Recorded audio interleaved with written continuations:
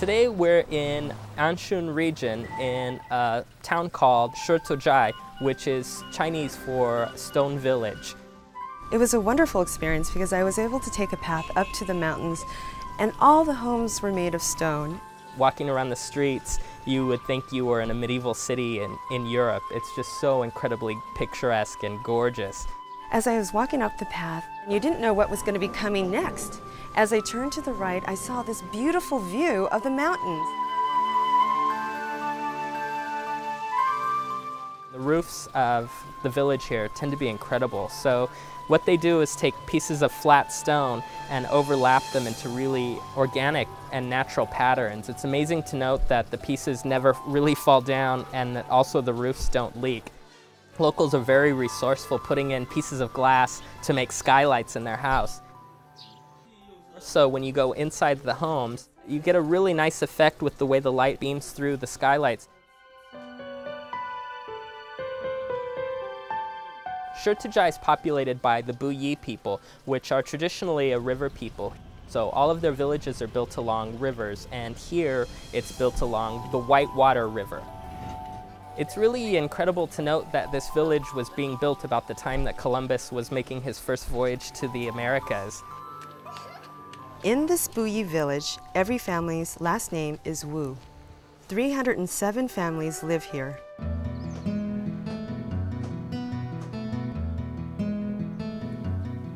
Today we were able to spend time with the best artisans in the village, learning their batik techniques, which have been handed down from generation to generation. The process for making batik is really an involved process. It requires using wax, beeswax, to resist dye, and sort of complicated because you have to think of the process in reverse. You have to imagine the places that you want the fabric to stay white.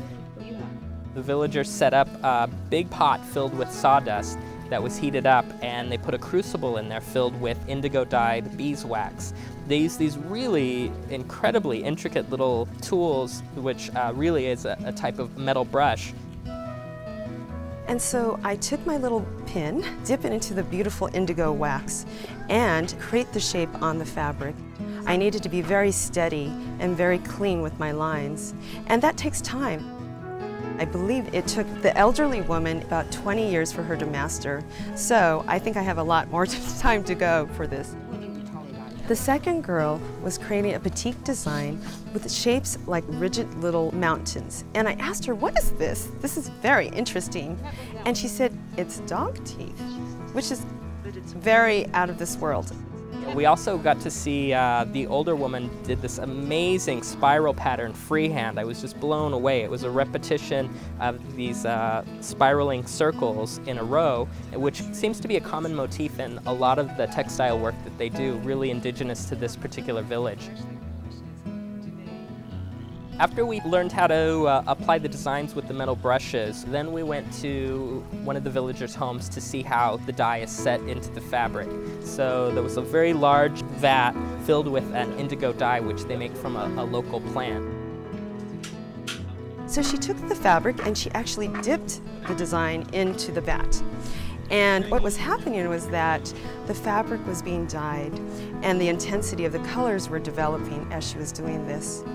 And I asked her how long it would take for her to do something like this. She said it would take probably about a couple days just to keep this consistent, keep the intensity of the color that she wanted. After we finished the dyeing process, we went down to an incredibly beautiful river that's so picturesque you wouldn't believe it. It's surrounded by these really amazing mountains. And you also see water wheels, and behind that are some really incredible fields.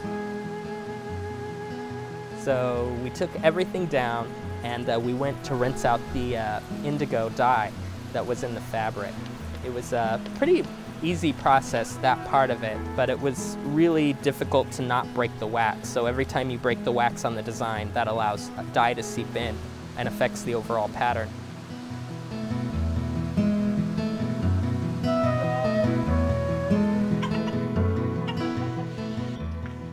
The last step was basically they had this wok, this gigantic wok, and she took some corn husks and actually put it underneath to boil the water. then they would dip the fabric in, and that process just simply melts out the wax. It was not a very dynamic process, but definitely very critical. So once that was finished, fabric was either dried out or they'd bring it back and start the process over entirely, depending on how intricate the design was or if other colors needed to be added. This process may take up to 10 days to complete.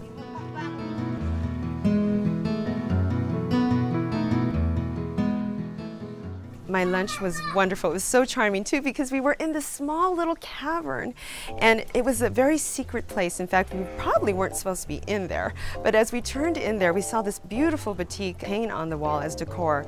Batik is so inspirational to me because I've never used batik before, and I think this would be a great signature piece for me. It's really stunning, and this one is coming home with me for sure. And it's probably going to be something specifically for me.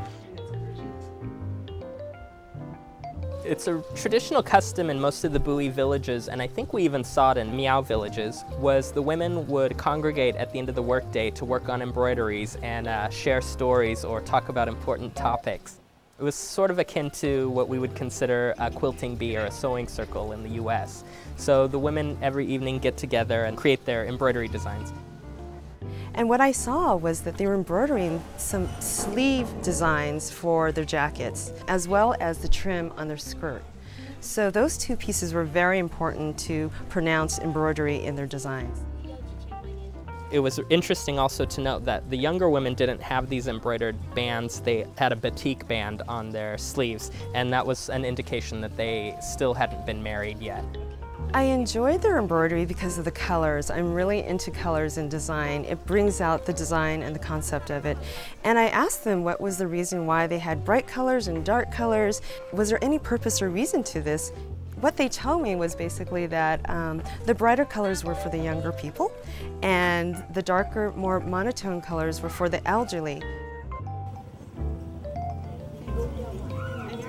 Overall, the feeling of this village is just incredible. The people are so friendly in so many ways. It reminds me of a lot of Mexican pueblos that I've been to.